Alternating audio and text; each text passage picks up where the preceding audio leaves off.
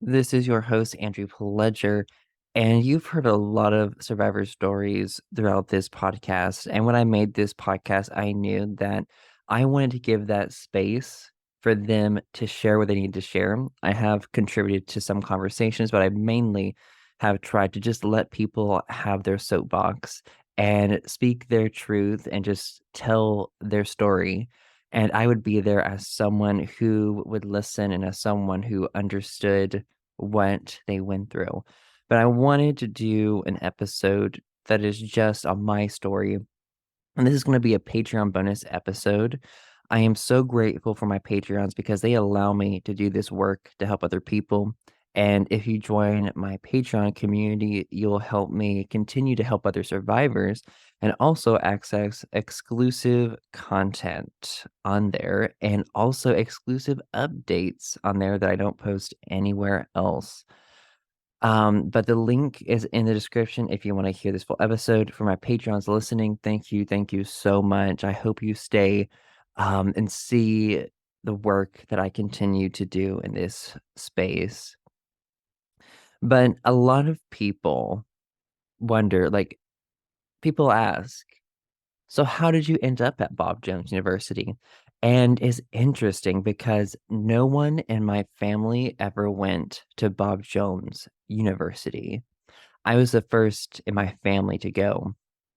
Both of my parents, they graduated from Hiles-Anderson, which is connected to the largest independent fundamental Baptist church in America called First Baptist of Hammond, and it's located in Indiana.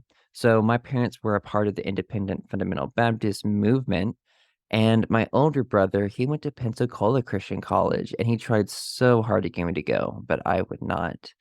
But yeah, so no one in my family had connections to Bob Jones specifically. Like, we were entrenched in fundamentalism our whole lives, but I didn't know about Bob Jones University until I started researching colleges. I had heard of the person Bob Jones. My pastor would quote him so much. He would always say, "Do right till the stars fall." And, Bob Jones Sr. had that quote. So, like, how did I end up there? So, in a lot of fundamentalist families, there's usually no choice around college. You either go to the college that your parents specifically want you to go to, or you go to a fundamentalist Christian college or some kind of Bible college for a short amount of time. Or if you don't want to do that, they won't support you. And in some families, they might even disown you. In my family, there was so much pressure to go to a fundamentalist Christian college.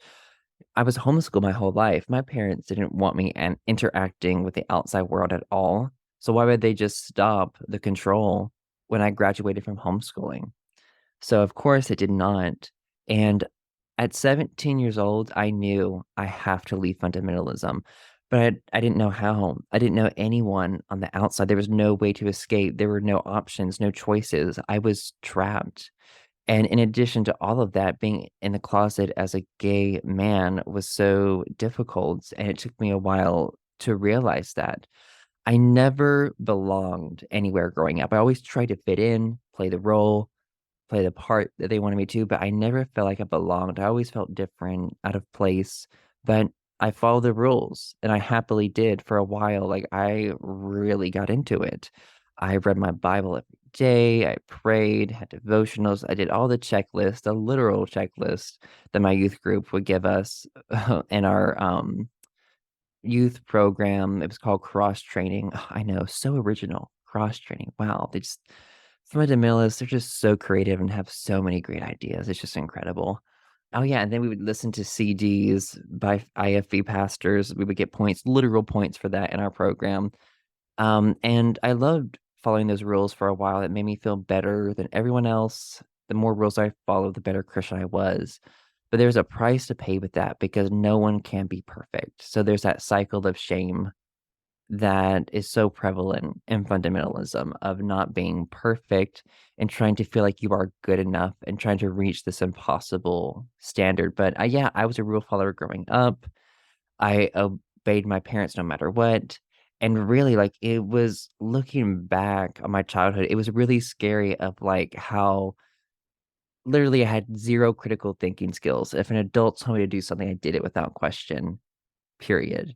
And that, like, was a struggle when I just tried to merge into adulthood. It's like, you really need critical thinking skills, really helpful in life, but I just didn't question that, and yet there were times in my childhood I struggled a lot with my mental health and depression, anxiety, internalized homophobia with all of the hateful rhetoric, um, in the independent fundamental Baptist movement, and I could talk forever about my childhood, just in that environment and the specific church cults I grew up in, but I wanna focus on the Bob Jones aspect of my story for this podcast. But this is the Bob Jones story. This was the preview for this bonus episode. You can listen to the full episode on my Patreon, and you can access it for only $3 a month, and the link is in the show notes.